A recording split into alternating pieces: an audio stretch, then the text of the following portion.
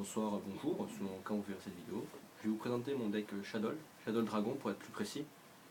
Alors j'ai regardé la decklist de celui qui arrivait 4ème à Madrid. J'ai bien aimé, donc j'ai voulu essayer de faire pareil. J'ai quelque peu modifié sa compo, mais sommairement ça reste la même. Donc j'ai commencé à vous présenter le deck en lui-même par les monstres. Alors tout d'abord, un chien malade de l'ombre qu'on a pu avoir grâce à l'édition de luxe. Pourquoi je le joue? J'aime bien en fait, par exemple, poser un hérisson et avoir un sacrifice unité dans les mains, je l'envoie et je peux mettre l'hérisson en face recto et ça me permet d'avoir une fusion dès le début. J'aime plutôt bien cet effet. Ensuite, je joue 3 bêtes, tout simplement pour piocher. C'est vraiment un bon moteur de pioche et il permet grâce à Falco de faire des excises, des synchro 7 assez facilement. Ensuite, 2 dragons, juste génial pour péter les MP X64. Les 2 Falco, que dire à part que du chiant, il fait chier l'adversaire, il revient tout le temps, et il permet de ramener un Shadow du cimetière. 2 Squamat. Alors Squamat, ce que j'aime bien avec lui, c'est que quand on joue Dad, et qu'on a déjà un ténèbre, ben, grâce à lui on a déjà les 3 ténèbres au cimetière et Dad il sort direct. Et puis sur son effet de face type est intéressant. Les hérissons, ben, pour la fusion, hein, c'est juste énorme. Et en cas d'extrême nécessité pour tuto un monstre du deck. Ça c'est pour la partie Shadow. Pour ce qui est de la partie dragon, on va dire ça. Un dragon noir et fond de serpent. Ténèbres, faut bannir un lumière pour l'invoquer. Et quand il quitte le terrain, il permet de tuto son homologue lumière. Qui est d'ailleurs en 2 fois dans le deck. Même effet, il faut bannir cependant un ténèbre. Voilà. Ensuite, on trouve un dad. Sympa à sortir dans ce deck, et puis même si on peut pas le sortir, il peut toujours être jeté pour une fusion. Un BLS. Au vu du nombre de lumières qui peuvent partir au cimetière et surtout de ténèbres, il est très facile à sortir. 2 mathématiciens. Voilà, c'est une bonne ouverture, c'est vraiment une très bonne ouverture. Je pensais en rajouter un et potentiellement un ou 2 chevaliers de l'Armageddon. Il faut juste que j'arrive à les trouver maintenant. Mais c'est une très bonne ouverture et le fait d'être détruit au combat permet de piocher, c'est vraiment bien. Nous passons à la partie magie. Ben, les 3 fusions Shadow. C'est juste énorme, surtout quand l'adversaire en face a un monstre de Stradex. Voir sa tête c'est rigolo.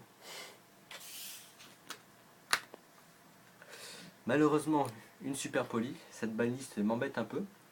Bon, je l'ai joué K2 avant, mais c'est vraiment une très bonne carte et elle fait chier beaucoup l'adversaire. Invitation des ténèbres, bah, piocher 2, envoyer un ténèbre, bannir un ténèbre, c'est assez simple dans ce deck.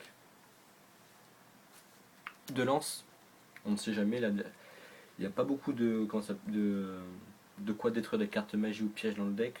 Il n'y a que les dragons et voilà. Donc 2 lances, c'est vraiment bien pour protéger un gros ton. Et le sacrifice inutile dont je parlais pour le combo avec hérisson et chien. Pour ceux qui ont des pièges. Alors actuellement je ne joue qu'un jeu de l'ombre sinistre. J'espérerais passer à 2 voire 3. Ça serait le must. En plus elle n'a pas été touchée par la banlist, donc c'est juste énorme. Un noyau marionnette de l'ombre.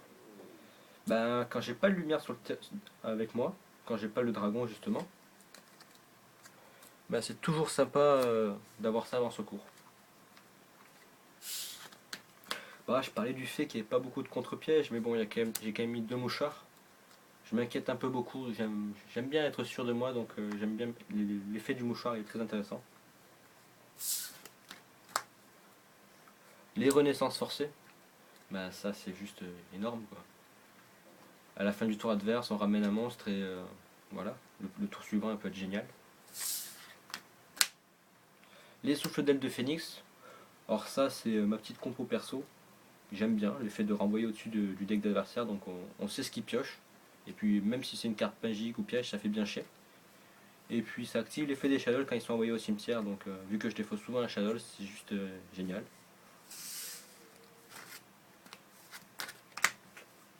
Deux compétences. Ça c'est pour les monstres assez chiants comme 101.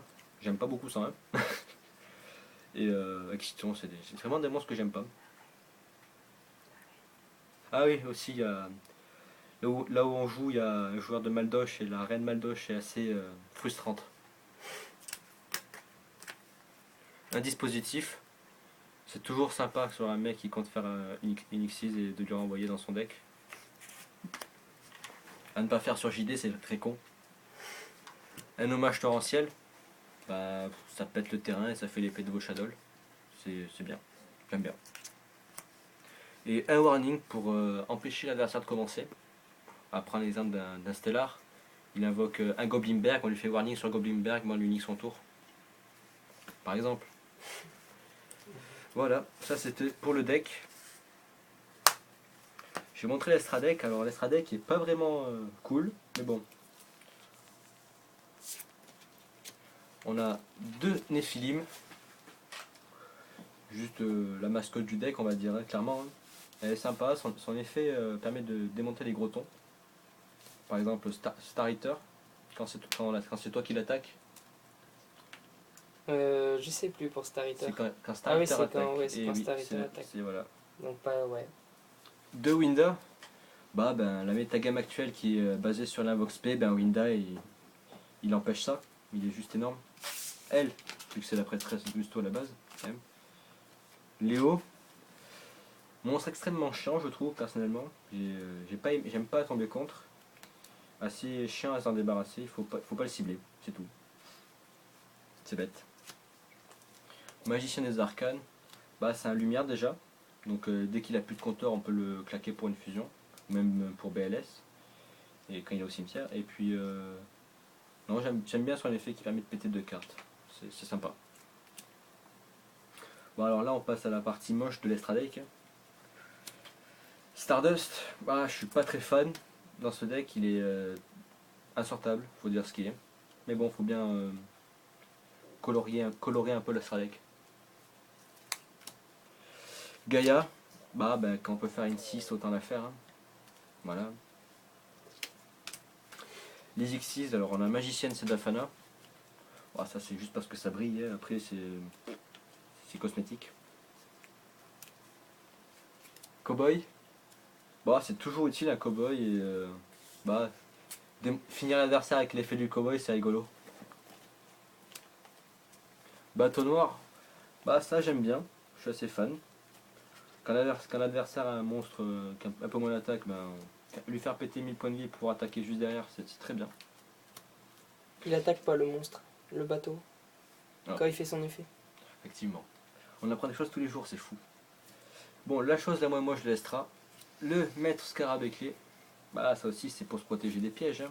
On détache un matériel et on protège un Nephilim lors de la battle phase. Mais pas faire à main phase, attention. Ah, il y a un Stellar qui se balade on dirait. Bon, la touche cosmétique aussi encore là. J'aime beaucoup Alucard et puis ça permet de démonter quelques magies quand on peut le sortir. En ultimate bien sûr. Alors en ultimate on le voit presque pas là. Ultimate, ouais, voilà, ouais. c'est bon là. Et ensuite, bon, ça m'était arrivé une ou deux fois d'avoir deux Falcos sur le terrain, donc j'ai mis ça. Est-ce que c'est forcément utile? Non. C'est préventif, on va dire. C'est vraiment occasionnel, mais tellement occasionnel que ça sort une fois tous les 100 ans. Voilà. C'était ma compo pour le deck Shadow Dragon. À vous les studios.